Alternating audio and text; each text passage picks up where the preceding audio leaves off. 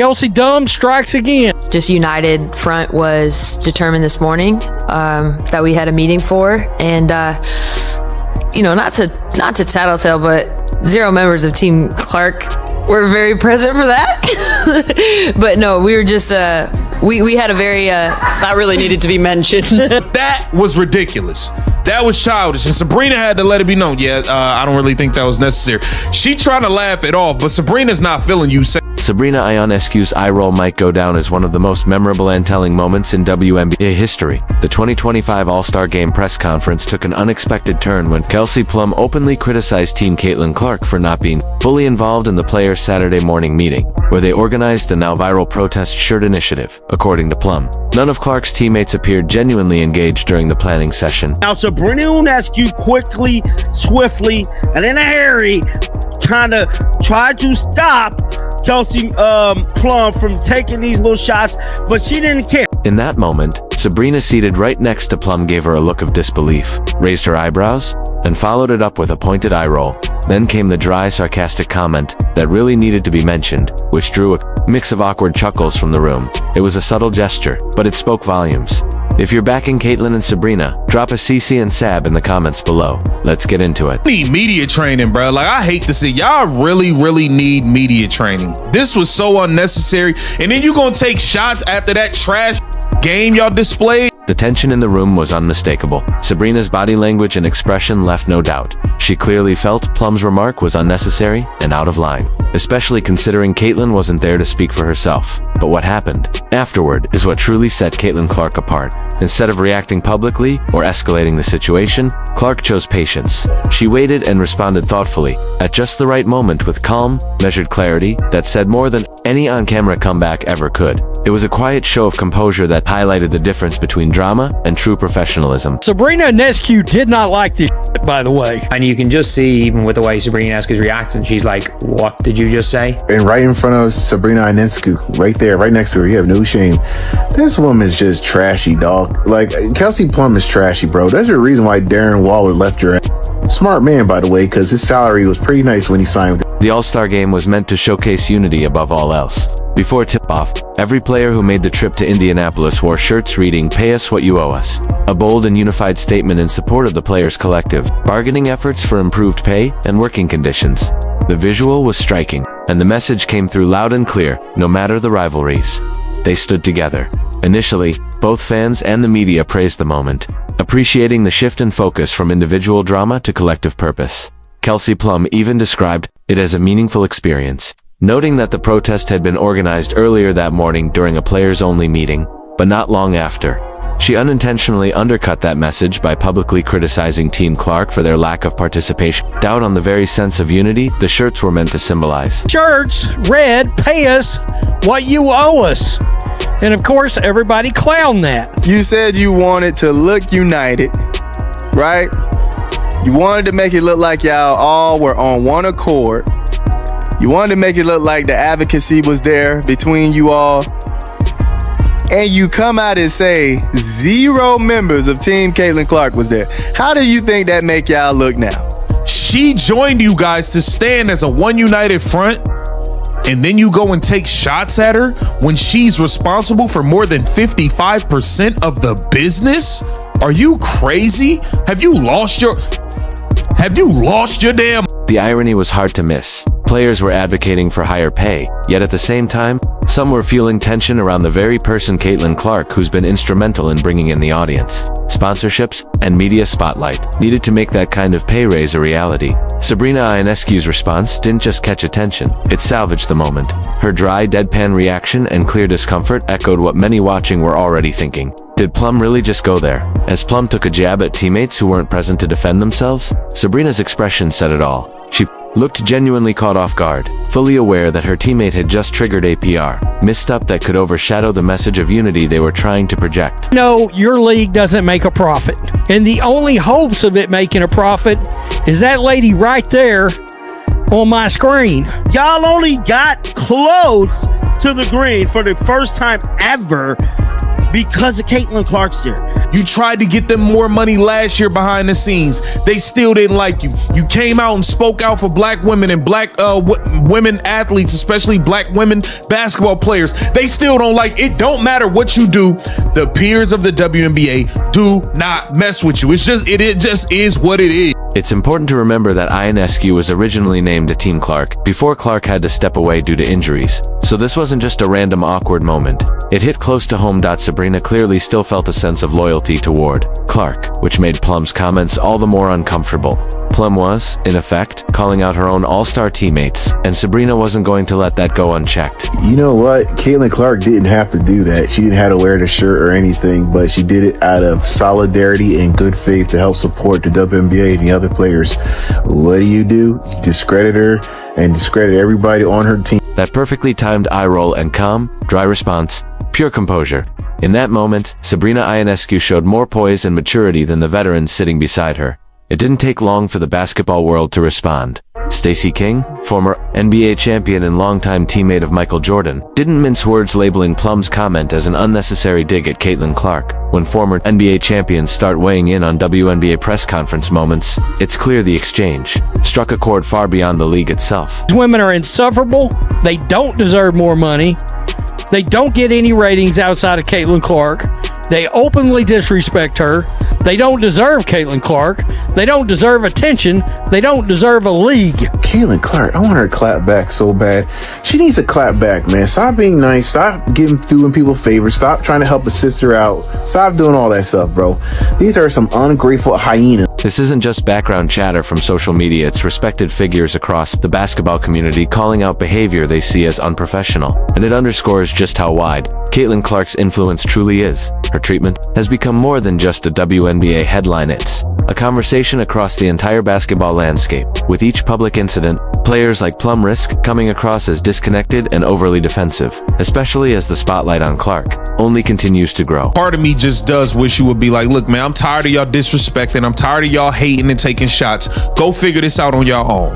Let me see y'all get a deal done without me, without my numbers, without my fans who y'all all claim was racist. Y'all called all of her fans racist, but you want to use the numbers supported by those same racist fans. You want to use those numbers to try to get. From a business perspective, the situation becomes even more striking. Although the All-Star Game still filled seats at Gainbridge Fieldhouse in Indianapolis, reports revealed that ticket prices dropped by over 50% following the announcement of Caitlin Clark's withdrawal. Her absence didn't stop fans from showing up, but it clearly had a major impact on the perceived value of the event. Caitlin Clark gets hurt, and guess what? Your demand vanishes because people ain't gonna pay up to see these athletes that are ungrateful that their sport's growing. People aren't paying up for that. And we are here, right here.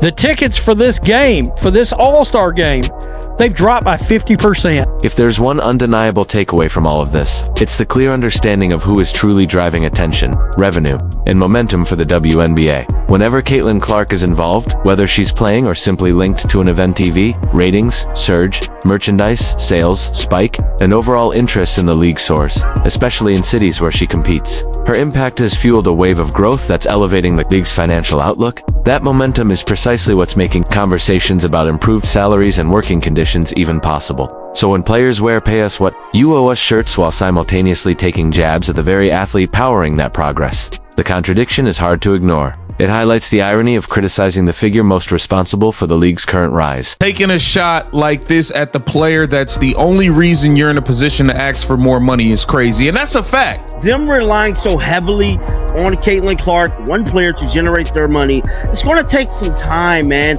to get y'all those $200-300 million contracts, bro.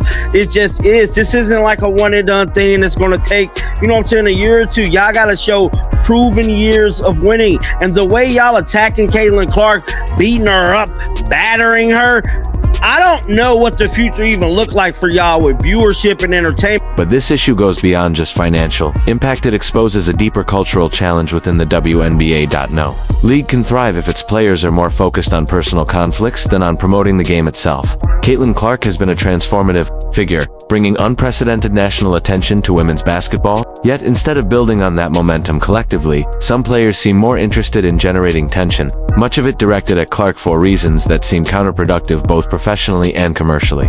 Through it all, Clark has remained composed, maintaining her focus while others engage in unnecessary drama. Her calm, professional demeanor stands in stark contrast to the behavior of a few peers who appear more intent on division than progress. It's becoming increasingly clear who is driving the league forward and who is merely creating distractions. Let's be serious here. Caitlin Clark is the one bringing in the numbers. We watched the ticket prices drop 50% when Caitlin Clark was announced that she will not be participating due to her injury. The ticket prices dropped by 50% for an all-star game. That should tell y'all other players, you're not as popping as you think you are. This recent controversy isn't just a one-off, it reflects a troubling pattern that's been unfolding throughout the season. Rather than embracing the surge of visibility Caitlin Clark has brought to the WNBA, some players appear fixated on diminishing her impact. A clear example came during a press conference where Kelsey Plum took an unprompted swipe at Clark even though she wasn't present due to injury. This behavior reveals a concerning tendency, athletes intentionally targeting the very person whose rising popularity is elevating the league as a whole. It's counterproductive and short-sighted, almost like tearing down the very foundation that's enabling broader success and opportunity across the sport. How did we get to an all-star game in Indiana where Caitlin Clark is not healthy enough to play? Well, it all started last year in her rookie season, where she received 20% of all the flagrant fouls in the league. And most of them came from Angel Reese in the Chicago Sky. And these weren't basketball plays. They were not only fouling her, but they were getting up, laughing about it, laughing about Caitlin Clark getting assaulted. Any other work environment, people go to jail for what's going on. What makes this situation even more damaging is how the negative behavior has become a headline in mainstream conversation when respected NBA veterans and prominent sports analysts begin openly criticizing WNBA players for how they treat their most high-profile star. It signals a deeper issue within the league. These aren't just online trolls, these are credible figures in the basketball world speaking out. The tipping point came when WNBA players collectively ranked Caitlin Clark as only the 9th best guard in the league. The reaction from fans and media was swift and harsh, with many calling the ranking absurd. The backlash dominated discussions across social platforms and sports networks for days. Yet, rather than address the criticism or attempt to shift the tone, players like Kelsey Plum chose to stand by the narrative, intensifying the controversy. It was a PR misstep that could have been avoided with a more strategic understanding of public perception in the league's long-term growth. I mean, you're going to mess around and a large, massive group of fans are going to be like, enough is enough. We've never had to see anything like it in sports, but you don't see these other leagues going around talking crazy about their fan bases all the time, like this league does. It's continuous. They're running their mouth about the people that are paying money to see them. You don't have other jobs where people walk up. You're in a public job that's in front of the world. Above all, this controversy underscores a significant gap between how some WNBA players perceive their influence and what truly drives fan engagement in the league. Caitlin Clark has already been involved in multiple on-court incidents that gained attention for all the wrong reasons, being knocked down by Marina Mabrey and taking an accidental hit to the eye from J.C. Sheldon. Despite the physicality, Clark consistently chooses not to respond with emotion. She maintains her composure and continues to lead by example. Even when the league later acknowledged that Mabrey's actions warranted an ejection, Clark remained poised. She didn't lash out publicly or stir controversy, no dramatic statements, no assigning blame, just a steady, focused presence on her game and her teammates. That level of maturity and professionalism is rare, and precisely the kind of leadership the WNBA needs as it looks to grow its audience and reputation. And last year, I noticed how much it was just Caitlin Clark. Caitlin Clark was taking all the hits. Caitlin Clark was taking all the abuse. But this year they've added Sophie Cunningham. She gets more flagrant fouls on her than anybody in the league besides Caitlin Clark. And Aaliyah Boston, she's been taking hits as well. But the worst thing is the consistency. So they don't call flagrant fouls, or most of the time, Caitlin Clark can be held for an entire game at a time. They don't call fouls. They don't call common fouls. But then when it's the Indiana Fever, guess what? Touch foul here, touch foul here.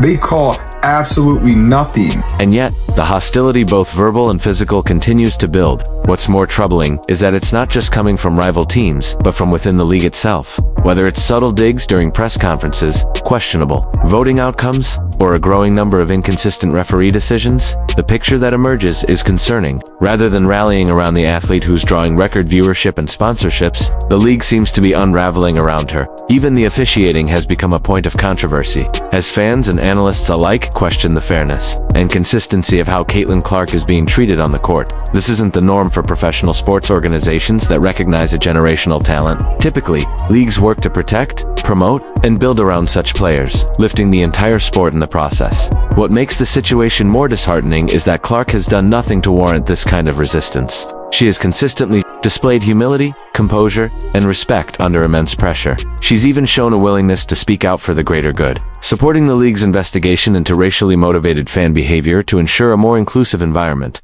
Despite all of that, she continues to face pushback from the very individuals who stand to gain the most from the visibility and success she brings. Her ability to stay composed and professional in the face of constant criticism should be the benchmark. Instead, she finds herself having to prove her value to peers who seem more concerned with guarding their spotlight than embracing the opportunity to shine on a much larger stage. Really unfortunate that Caitlin Clark missed it. The crowd would have been exploding.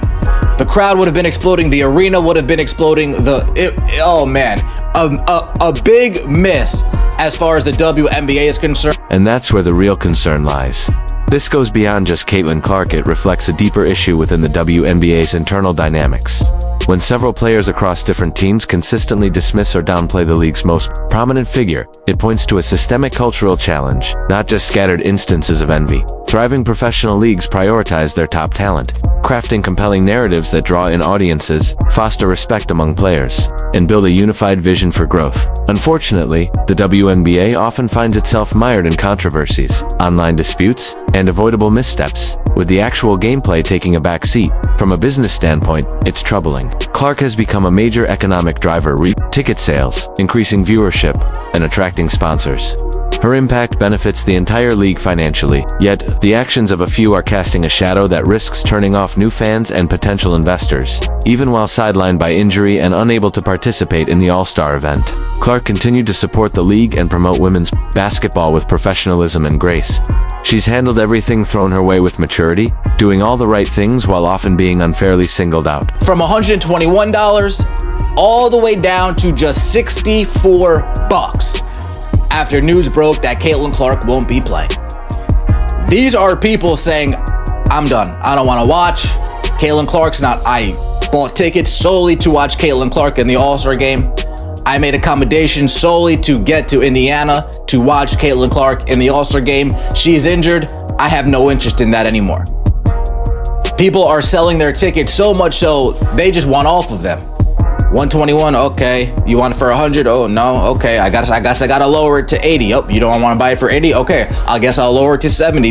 You don't want to buy it to 70? I guess I'll lower it to $64. The WNBA is paying attention to these trends, and they're seeing firsthand what Caitlin Clark is worth to this league. Which brings us to perhaps the most disappointing aspect of all. What was meant to symbolize unity within the WNBA, the Pay Us What You Owe Us shirts had the potential to deliver a powerful message advocating for fair compensation and improved conditions, but instead, that statement was overshadowed by the ongoing controversy surrounding Caitlin Clark. The irony is hard to miss: players rallying for increased pay while simultaneously undermining the very athlete most responsible for generating the league's financial momentum. To casual fans and potential sponsors observing from the outside, the optics are troubling. It feels fractured, chaotic, and anything but professional. Caitlin Clark deserves far better, not just because of her incredible talent, but because of the remarkable composure and poise she's displayed throughout this storm. She's shown more maturity than many seasoned veterans. The WNBA stands at the threshold of a major breakthrough,